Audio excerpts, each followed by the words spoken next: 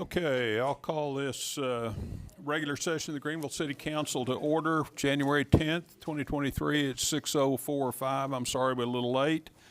And ask you to please stand when Reverend Frank Stevenson comes to offer the invocation. Father God, right now in the mighty name of Jesus, we come before your throne of grace. We ask, Lord, that you come into this meeting today. We ask that all hearts and minds be clear. We ask for a prosperous meeting. We ask that you guide us throughout these proceedings, that everything be done decently and that everything be conducted orderly. We ask for these your blessings. In Jesus' name we pray. Amen and amen. Amen. Thank you. Please join me in the Pledge of Allegiance. Pledge allegiance to the flag of the United States of America and to the republic for which it stands, one nation, under God, indivisible, with liberty and justice for all. Thank you. Please be seated. We have some presentations tonight.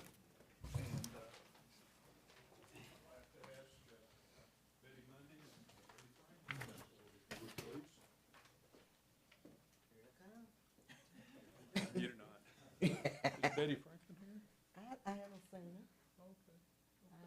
She might be sick. She's been ill. Well, we have, I'm gonna read that agenda. I don't think you do. We have Martin Luther King Day coming up, and of course, we want to honor and talk about that. And the Martin Luther King Parade, I think, starts at 10 o'clock on Monday the 16th, and I know that's an important thing for our community. And I know you've shared part of your life story with me, and I know you were involved in some of the original civil rights. Could you share that with us, if you would, please, just briefly? You were the first. I'm real old school, for one thing. 1945, 1960, I graduated. So I walked the streets of Greenville a long time when it was not cool to be my color. But everything has changed. Well, not everything has changed, but it has gotten better. So I told the mayor about us having a march behind the horses. So our lines were always real crooked because we were trying to avoid the poop that was on the ground.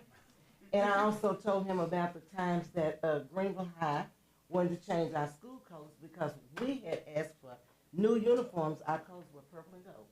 And so they said, great idea, we'll get you some. So instead of them buying us uniforms, they wanted to give us Greenville High old uniforms. So what we did, we had a group of parents that were very concerned. Dustin Timmerman, Francis Thomas, Ermine Nelson. We had a good group of people. So what they did, we marched in blue jean skirts. Back in the day, girls could not wear pants. So anyway, we marched in blue jean skirts and white t-shirts and the tassels, but we were still, trying hard not to step in the poo-poo. And then our food was bused to us on the back of a pickup truck, uncovered. So our parents were wondering why we would be so hungry when we get home. But it was because we didn't want to eat the food out the back of the truck, uncovered, that was coming all the way across town, from the south side to us. So again, the parents got together, so they went in the cafeteria. So one week, this group of parents would feed us. The next week, another group would feed us. Then finally, the state of Texas decided, hey, they need their own cafeteria, which was good. I mean, we enjoyed the food our parents were giving us anyway. But anyway, when we have a whole lot of time, I would love to tell you guys a whole lot of things that we had to endure. So anyway. And you were one of the first groups of 4 students that attended East Texas State, East Texas State at the time. So they've upped it to A&M Commerce. And you're also, right, they have now, right? And you're also going to receive the Greenville Legacy Award on February the 4th, Saturday, February the 4th at 6:30 at the GMA, right, along with Noble Gilstrap and Dr. Demetrius Nixon. Correct. So, and I have a proclamation here for you. Thank you. Allow me to read that. We, the Mayor and the City Council of Greenville, Texas, do hereby acknowledge Martin Luther King Jr. Day, whereas Martin Luther King Jr. devoted his life to advancing equality, social justice, and opportunity for all, and challenged all Americans to participate in the never-ending work of building a more perfect union.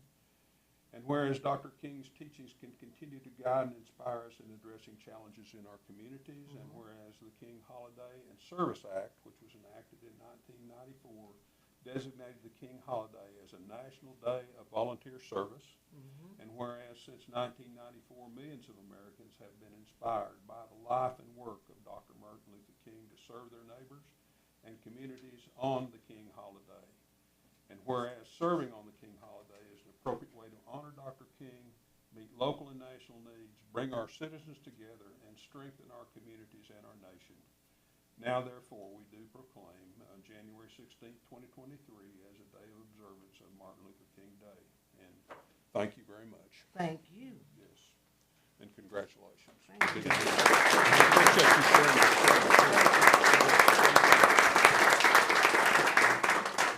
Okay, I have another proclamation. Is Senior Airman Aiden Ellis.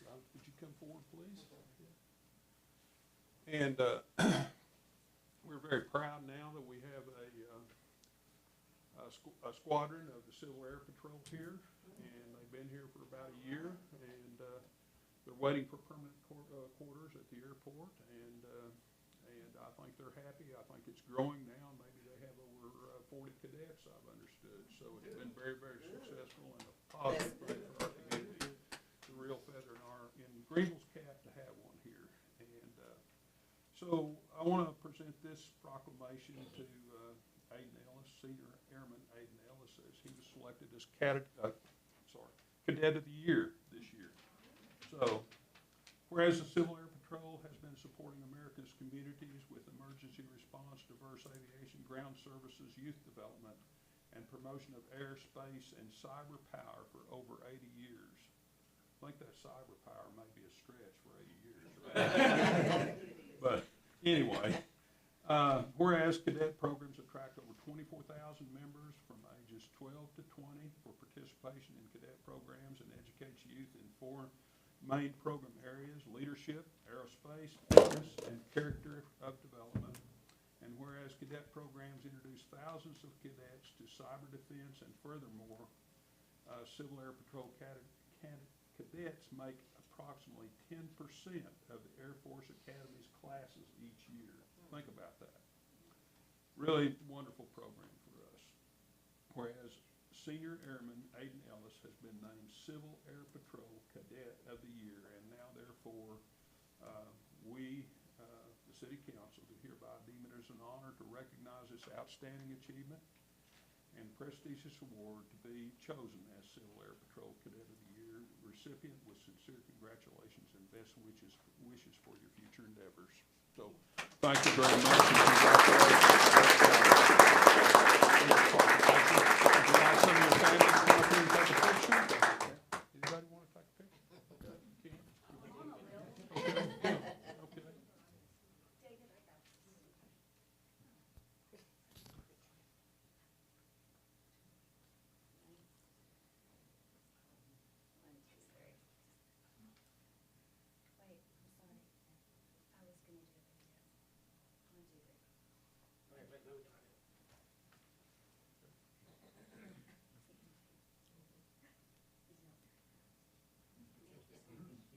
Thank you very much, yes.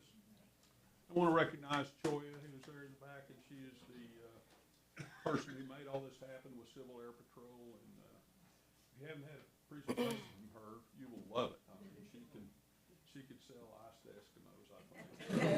Hopefully we'll get her down here to talk about some of their progress next few times. Now, I want to present a certificate of recognition to Barbara and James Horan, and I want to, if you'd like to come up here, please, if you would. A few days prior to the winter storm, James called me and was very concerned about our homeless population with projected temperatures that were going down into the lower teens and wind chills that were going to be below zero. And he wanted to know if there's a way he could feed them and a facility we could do that in. And so we started working on that, making some calls and that sort of thing, and we were making a little progress, and he happened to call Barbara. I think she was on her way to Austin at the time. And she said, well, I'm just going to open up the Texan for all these people if we can. So I thought that was a tremendous gesture on their part, and I wanted to recognize them for that today. Maybe you could tell a little bit of your story. Do you want to talk about it just a little bit? You go ahead. No, I came up with that and was like, well, everybody's going to be cold. So I opened the theater, but I didn't want it to just be homeless. I was like, anybody who wants to come hang out for the day, come watch movies. So I started at 7 o'clock Thursday morning. Yes.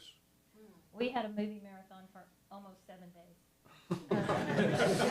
Every time a movie went off, we did. But the town, I said I was a lightning rod. People came with money. People came with clothes. We were looking, one guy needed a certain size jeans, and people were looking and looking.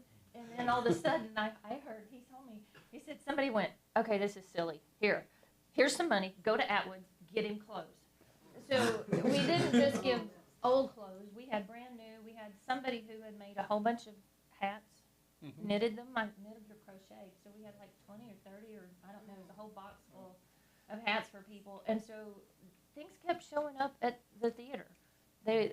Food, clothes, blankets, money. People would buy, because I was supposed to be closed all week, well, people would come who normally came by and they would eat and get coffee, and then they just leave extra money. They'd pay for theirs and give more. And I was sitting back kind of watching going, wow, these people complain and say nobody does anything, but they sure showed up last week. I think you said somebody just brought people here for the day. And you mentioned that to me. One guy actually lives in his van. And he would come because it was cold, but he would also go get other people. He knew people who had houses that didn't have heat. And so he went and got them and brought them in because I was working Dee Fuller. Is that her last name? Fuller, I think. She works with fish. And so they had done the drive with heaters. So since she came and helped me, volunteered to help because I needed that too. My people were off all week, and then I got to stay all week. It was pretty. It was fun. It was a lot of people helped me. People had time. They came and they stayed an hour or two. They cooked. They brought us chickens that were frozen. He figured out to thaw it. He made us Christmas dinner. Because of the food that they brought. I can tell you, It was amazing. the passion that James had when he called me that day, a few days before that, was incredible. He just wanted to get something done, and so we were trying to help him, and so we have a lot of people that need help during that time. So I have a certificate of recognition for you.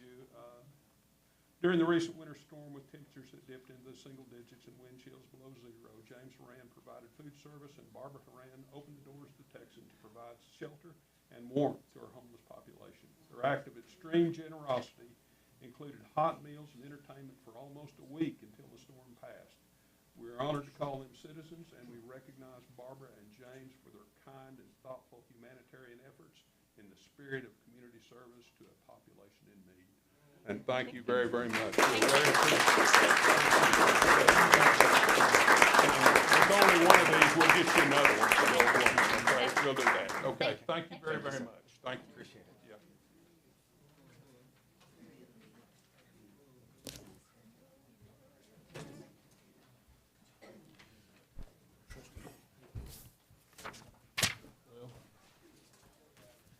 I think I lost my agenda.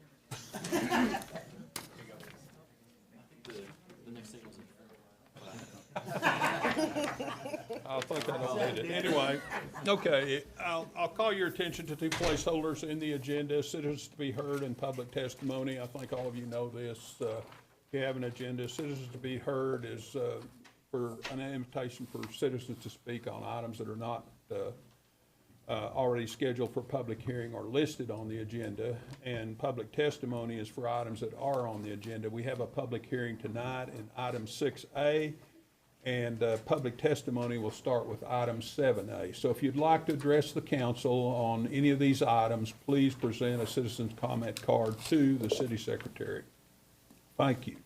Are there citizens to be heard? Okay. Please come forward. Pedro Ibanez. Yes, sir. I'm here to tell you about where I live. There was a little issue where I've been trying to get a hold of the city water, this superintendent for the water, and I told him, hey, it's not fair for the city to leave their trash behind. You know, it's better for the city to pick up their trash so the city could look better. I want the city to look clean so when people come and visit the city of Greenville, they don't see it as trashy. And since the city has done this, I took some pictures of the city where I live and where they left their trash. As you see right here, sir, they left that trash behind. And you know, I feel like I live in a city that they don't care about the trash. And this was the water people, and I went and I talked to John. He said that nothing was going to get done. That, you know, the city, he was. I said, look, I'm an honest person. I'm not a lying person or nothing. All I want is something to be done for you guys to, because Atmos, when they let's say cut, you know, do some digging and stuff, they strain out the area and they still clean up all the dirt that they leave on the streets and stuff. But the city water, they don't do that. They leave all their dirt and everything, and I have to go behind and go clean up all the dirt and all the trash. You know, that's my concern, because you see, and then the city had put one of the heavy equipments, the ones to pick up trash, to put on the dirt on the dump truck, and the foreman, he said, "Oh, I'm sorry, sir. I didn't mean to put that heavy machinery," and they broke my pipes. And I've been trying. I mean, I'm not saying so the city could fix it. I'm just saying so it could have a little bit more respect for the citizens. And if they break something, be honest, go ahead and fix it, because you guys did the damage. We appreciate your Thank you, sir. comments. Is your phone number listed in Yes, the sir. information Yes, you sir. have? And then somebody will contact you. Yes. When are you available? Could somebody contact you tomorrow? or- Well, I work from 5:30 in the morning till 2:30 in the So somebody afternoon. might be able to contact you Yes. tomorrow afternoon? Yes. Okay, so we'll have somebody reach out to you for that, and you can share those pictures, which we can't see on your phone. And, Yes. And see if we can get something done about it. All So right. thank you for coming tonight. Yes, sir. Thank you. Yes. He's going to give them the address. I put on the paper. It's on the paper. Is there another? Yes. You said there was one more. Yes, we have Betty Mundy. Okay. They almost made me shame. Betty Monday, 3414 Marshall Street, Greenville, Texas, 75401. Still again, streets. The streets. I attend church on the corner of Texas and Washington. When I get ready to go to church, I have to leave my house, go to the street over, and then go down. I should not have to do that. The mayor and I rode that area, so I would love for that to get fixed. I still have 3 cars in my backyard that the police department said that they were going to have them removed. I don't know who owns that property, but things just keep getting dumped behind my house. I don't appreciate that at all. But that's over on my side of town. It's not on nobody else's. It's on my side of town. I want those trucks. There's 2 trucks over there that's been there. One has been there almost 8 months, over. Then there has been a cargo van with nothing on it but those pipes, PV, whatever you call them. And if I need something, I go in and get some off that truck, the police are going to come to my house and ask me for them, which they will not get them back, because it's been my property forever. Then now another truck has been parked there, another truck, and it's kind of in my backyard. I don't appreciate that. My third thing is, I'm wondering when we can get a restaurant here in Greenville. I am only speaking for myself. I'm tired of the Jacks. I'm tired of the Jacks in the boxes and all of those and the Hispanic places. And I am tired of that. We need a restaurant here in Greenville so we can go in and select what we want to eat. So every time you look up, it's a taco place. and I'm not being racist, but every time you look up, there's a tacos place opening up, a hamburger place. You know, hey, we get sick of hamburgers and tacos. So we want a restaurant like what you call that place? A Golden Corral. We would love to have something like that. Y'all just built a brand new Mickey D's. We need the Mickey D's like we did 15 heads on one body. 15 heads on one body. Now what do we need with another Mickey D's? Not empty thing. A restaurant could have gone right there in that building.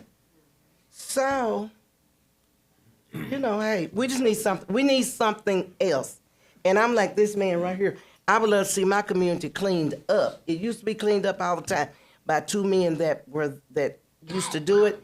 And then somebody else came in and started buying property. They just bought property, moved on away somewhere. Now we got 15 and 20 houses going in that area, and you can't ride down the streets. You can't do it. You can't do it. So anyway, restaurants, streets, cars move from the back of my house. Okay. Thank you.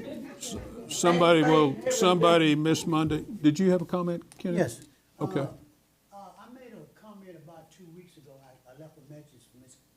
Secretary to tell press that Marshall Street is messed up and other streets. I'm concerned about all our streets over there. So I was gonna get with Mr. Press and talk to him not only on Marshall and Texas and all of those streets where they done the houses, but they didn't come back and patch and cover the holes up that they made. So I'm gonna make sure we get that done, and I'll make sure we get that done. Okay, well, can you get with the police department too? No, I can't do it. Miss Monday, somebody from the city will contact you tomorrow regarding those issues. Thank you very much. Okay, is there no other? Okay, so we'll move to item 6A, consideration and action on ordinance authorizing a change in zoning from light industrial multifamily district to planned development.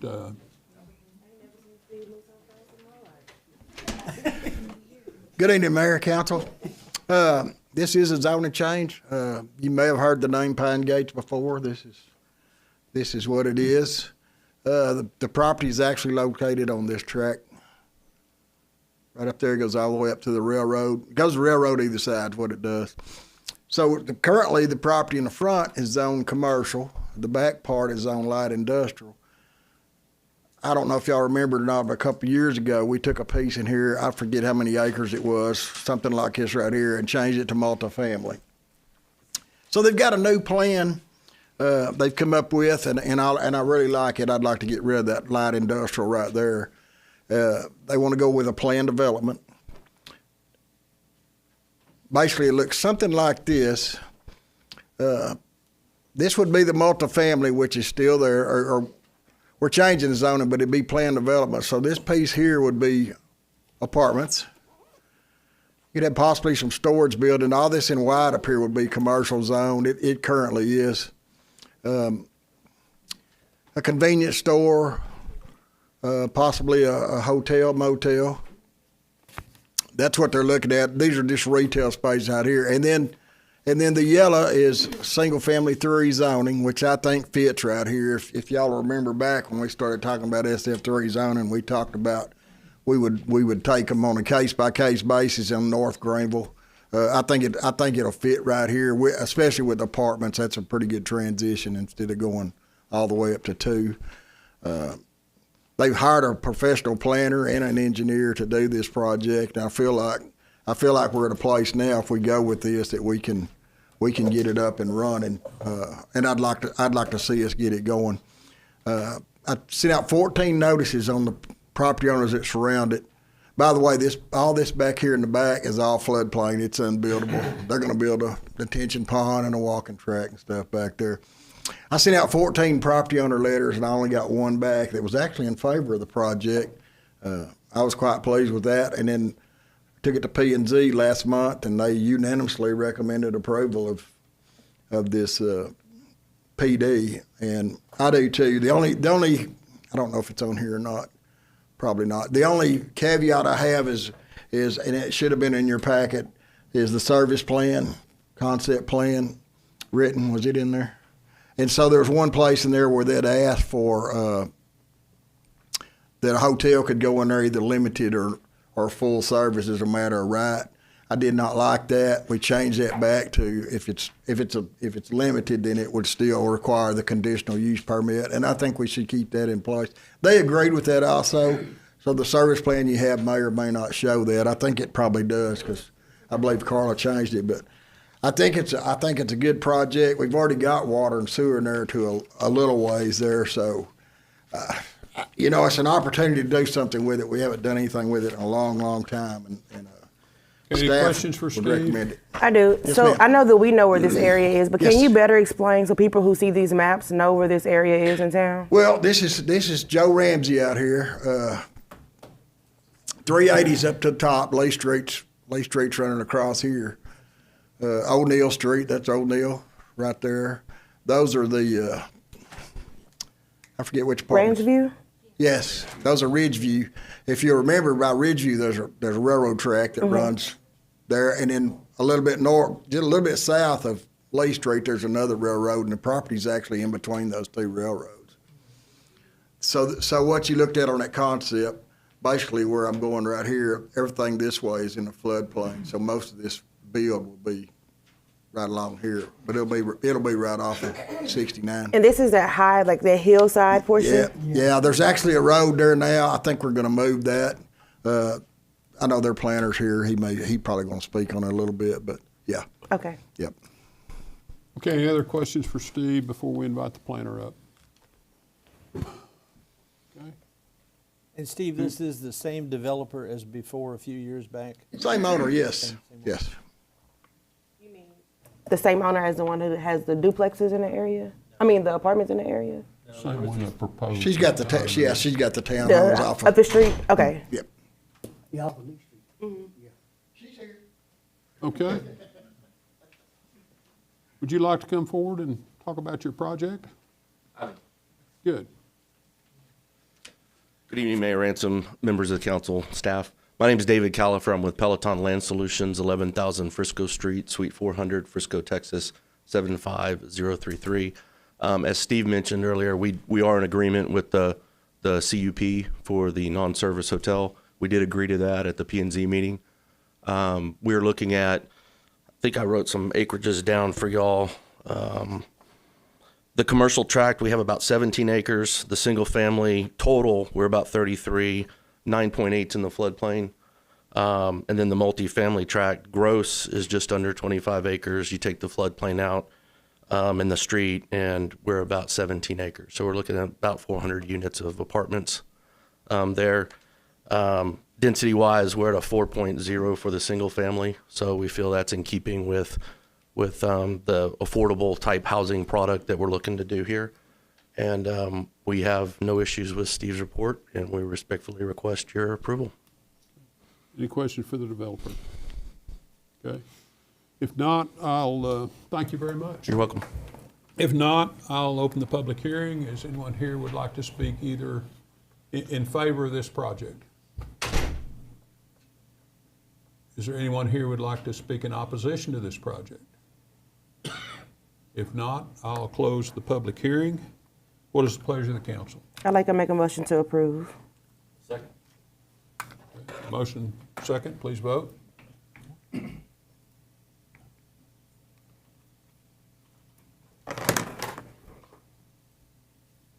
And it passes unanimously. Item 7A, consideration and action on an ordinance ordering a general election for the purpose of electing members to the Greenville City Council in places 3 and 4. And designated May 6, 2023 as the date of the general election, and June 17, 2023 is a runoff date if necessary. Any discussion on the council on this before I open public testimony? Okay, I'll open the public testimony. Is anyone here would like to speak either in favor or in opposition to this item? There being no one, what is the pleasure of the council regarding this issue? Been a motion, is there a second? Okay, motion and second, please vote.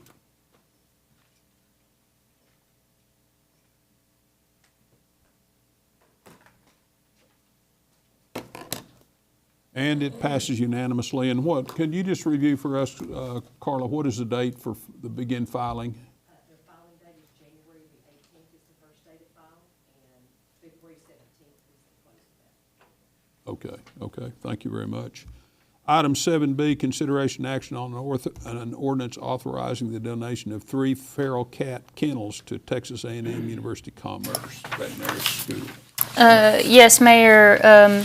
I don't know if you remember, we had a generous donation that we were able to upgrade our current cat room. I don't know if instead of kennels, they call them cat condos, which they're actually pretty impressive.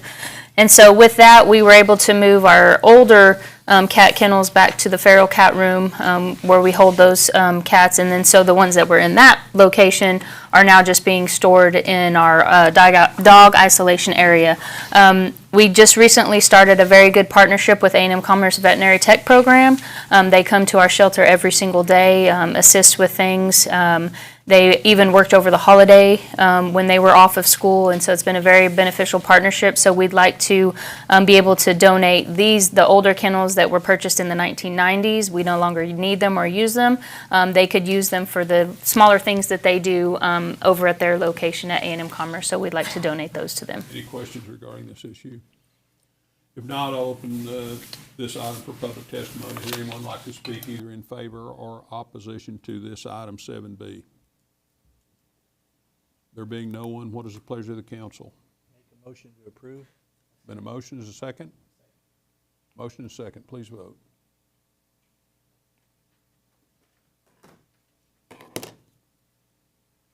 And it passes unanimously. Resolutions.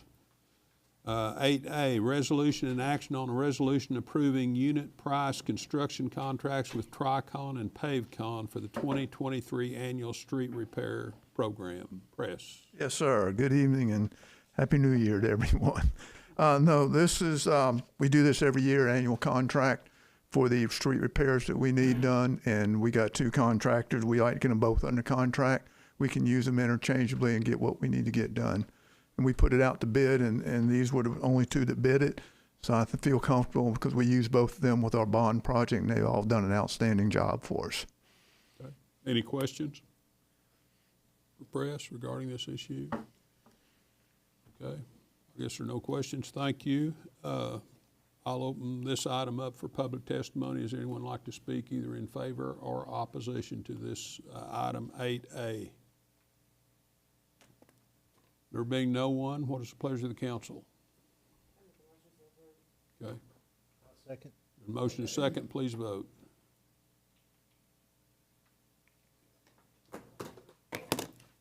And it passes unanimously. Item 8B, consideration action on a resolution approving the purchase of 41 bullet-resistant shields utilizing grant funds received from the Office of the Governor. Chief Smith. Yes, sir. Good evening. Police officers are often placed in an environment where they face physical danger. The Greenville Police Department is constantly striving to stay on top of different procedures and equipment to help us in our dealing with these type of cases. With that in mind, we try to look at ways that we can do this without costing the city money. Lieutenant Terry Robertson applied for a grant and was granted a grant to receive 41 ballistic shields. The department currently has 3 ballistic shields, but they're not rated for rifles. They're rated for pistols only. And plus they weigh about 20 pounds apiece. And if you're in a prolonged situation where you have to hold this thing, it gets really, really heavy over time. Well, due to advances in technology, there's a company that makes a rifle-rated ballistic vest or shield that's only 10 pounds. So we've applied for and received a grant for purchasing 41 of these ballistic shields that we can keep on all our first responders. It's rifle-rated, pistol-rated, weighs 10 pounds, also comes with a strap that they can put on and a weapon resting. This will allow us to handle more situations where someone may have a weapon or be armed. Is this full body length? Yes, sir. It actually has a hard upper piece, and then it has a soft piece that unfolds and covers your legs. So the shields that we have now will basically cover, if you have it up above your head, it will basically cover mid-thigh. Okay. This one will actually cover a little bit more than that. Plus it's rifle rated versus only pistol rated. Sure. Any other questions for Chief Smith? Okay. Thank you very much. Yes, sir. Sorry, I did Oh. have one question. I did have one question. What's the service lifetime for these things? Normally, vests or the shields have a lifespan of 5 years. I think these are 15 years. Oh. Due to advances in technology, if I remember correctly. Let me double check. But the advances in technology have allowed them to last longer. Plus, we have policies in place to keep them out of the vehicles during the summertime. They don't store in the vehicles to keep them from heat and from degrading. But I believe it was 15 years. Thanks. Are they available from a supply chain standpoint? I believe they are. I think that we just needed the resolution, and then we could place our order, and I don't think there was going to be a substantial delay in shipping. Any other questions for the chief? Okay, I'll open this item 8B up for public testimony. Anyone like to speak either in favor or opposition to this item 8B? Hey, money got a hand up. Yes, come forward. Oh, no, I just wanted to ask if that's ride gear, and have we had any of those situations in Greenville? This is not necessarily riot gear. This is for active shooters, like the Uvalde school shooting, dealing with those. And then there's times when we have to face armed individuals. This allows the officer to have protection when approaching those armed individuals. It's not a riot shield. So it will be in addition to the vest that you guys wear or already? Yes, Is it in addition? the vest that we wear now only protects us from here to here, and it does not protect us from rifles. Oh, well, you need them, huh? Okay, are there anyone else like to speak either in favor or opposition regarding this issue? There being no one, I'll close the public testimony. What is the pleasure of the council regarding this issue? I'd like to make a motion to approve. Second.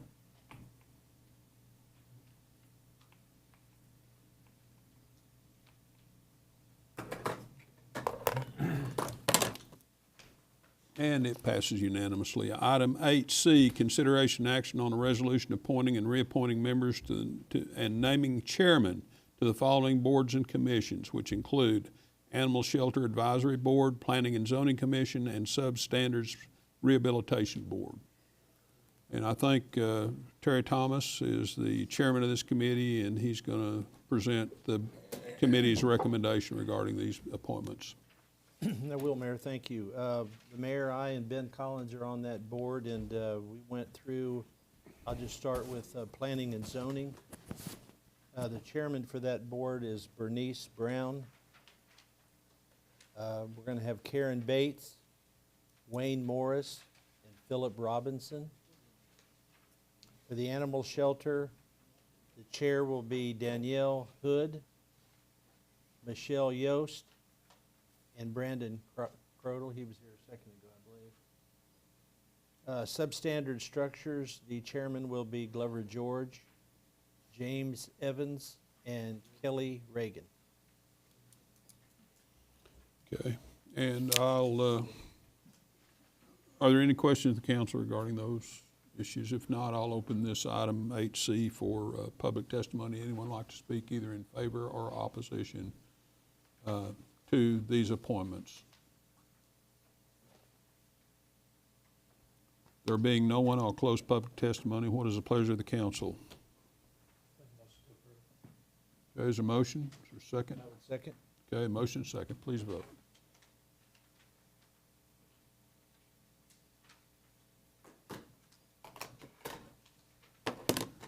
And that item 8C passes unanimously with those appointments. I'd like to ask the city secretary to read the consent calendar, please. December 13th, 2022 City Council minutes. HVAC replacement at the Public Safety Building. H&H electrical work at the water treatment plant. Zone Industries, installation of VFDs at the water treatment plant, and authorized signature changes on our financial accounts. Okay. Council have any questions or comments regarding any of these items on the consent calendar? Yes? Oh, okay. Okay, then I'll open this item up for public testimony. Anyone like to speak either in favor or opposition to any of these items, these 5 items? There being no one, I'll close public testimony. What is the pleasure of the council regarding this issue, these issues, the consent calendar, I should say? I'd like to make a motion to approve this. Okay, there's a motion. Is there a second? Second. Motion second. Please vote.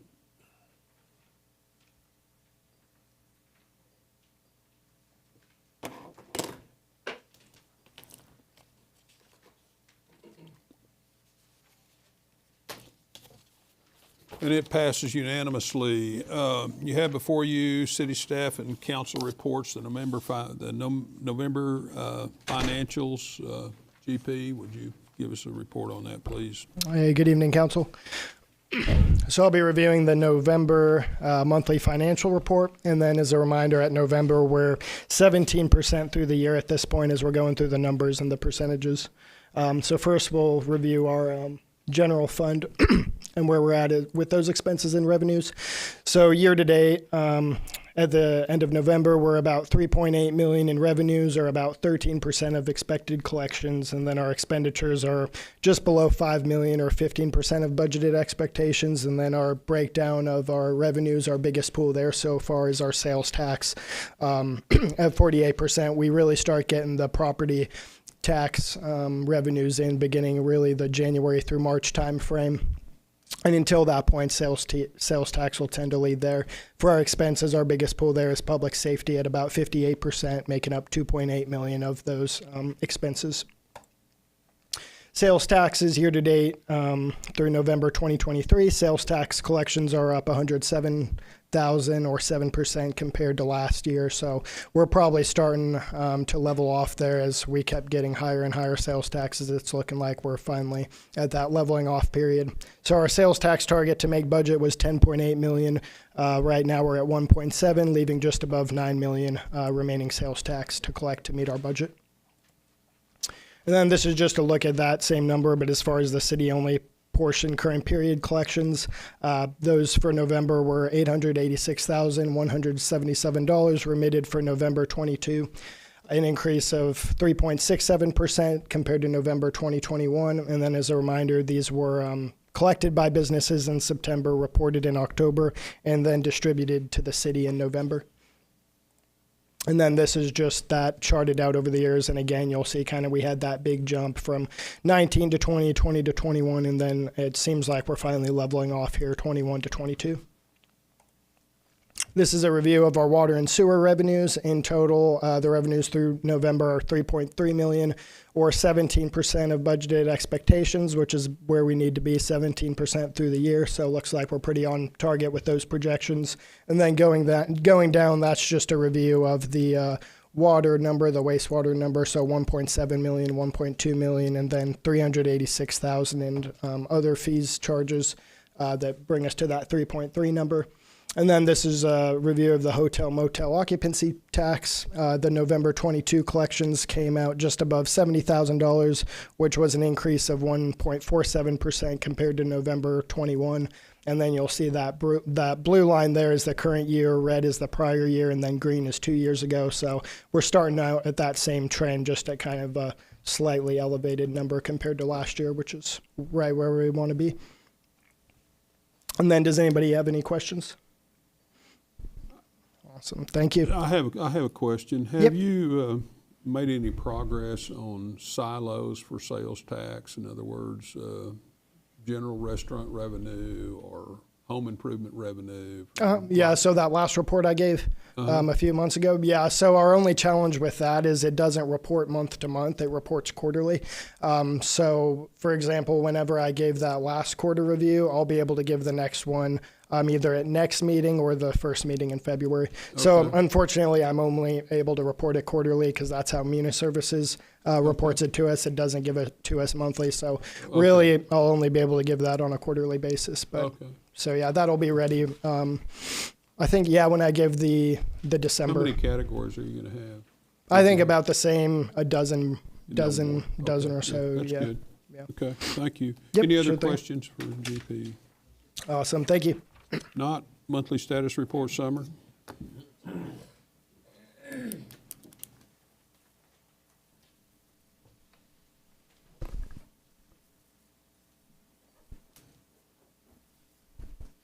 All right, thank you, Mayor. Yeah, this will be the same report for the month of November, and then we'll be back on track the same as with GP and his report. So Waste Connections log in the month of November, down from October, September, and drastically down from August, still not where we need it to be. I think previously we were trying to get to the 50 complaint mark. We did start the new, trying to be a little bit more proactive. I think that's been working. I know I've been getting less and less complaints come to our office. From everything that I've gotten from Juice indications, that's been working a lot better.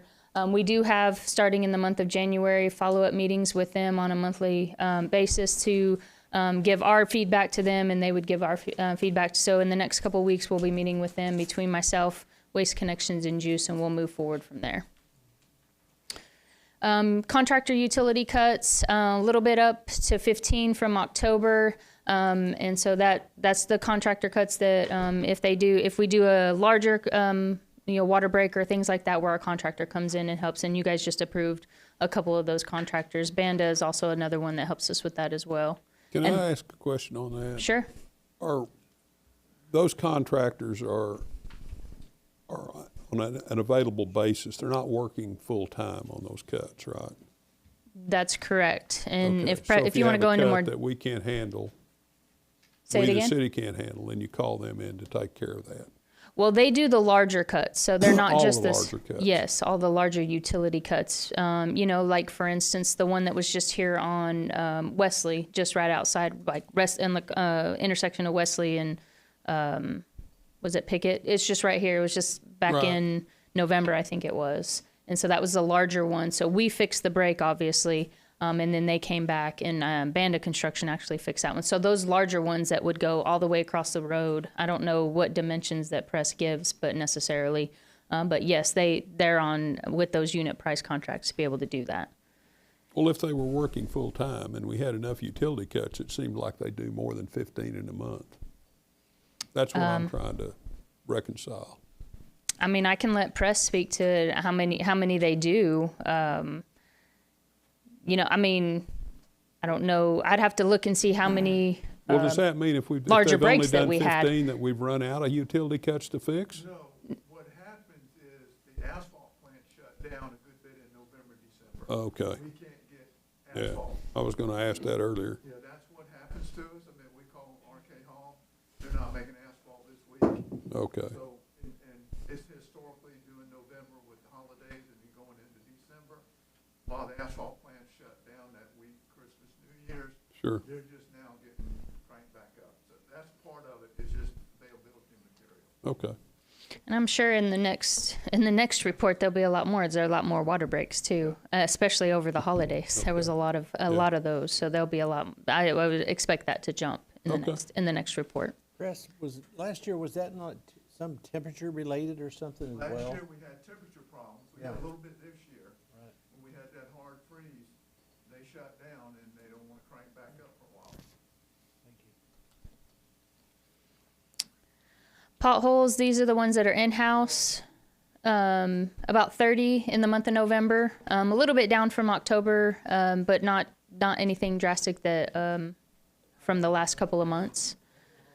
Street sweeping, the street sweeper ran for 130 miles. Just a reminder, the downtown area is swept on a weekly basis.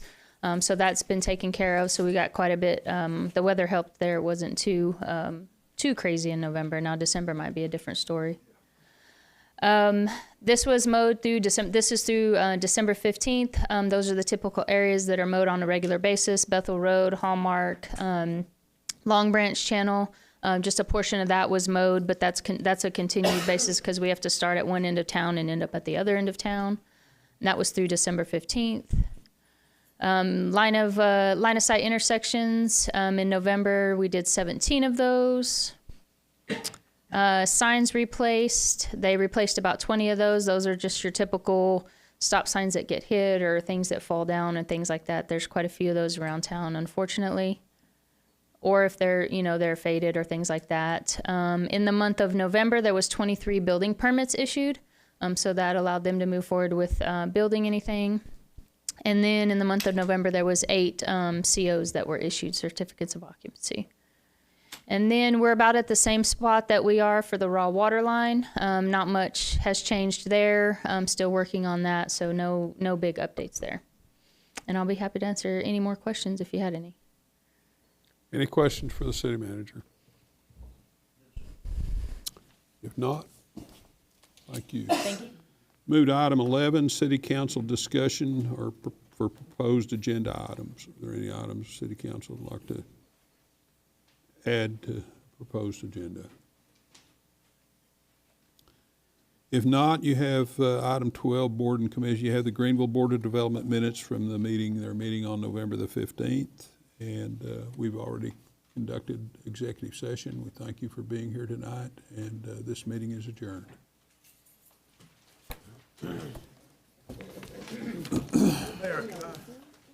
Mr. Mayor, can I address? Yeah. I just Hold on want a second. to tell commission that starting about Thursday before Christmas, when we had that hard freeze, our utility department and all got called out on over 240 breaks that we had to go respond to. Plus, we had 5 major water main breaks. Those guys worked around the clock. Some of them didn't be home for Christmas. They worked Christmas Day. They worked continuously through fixing all this stuff. And I just want to let you know the dedicated staff y'all have out there in freezing weather, -9 degrees, fixing water mains. And I think they deserve some recognition for that. Okay. And they do. They do.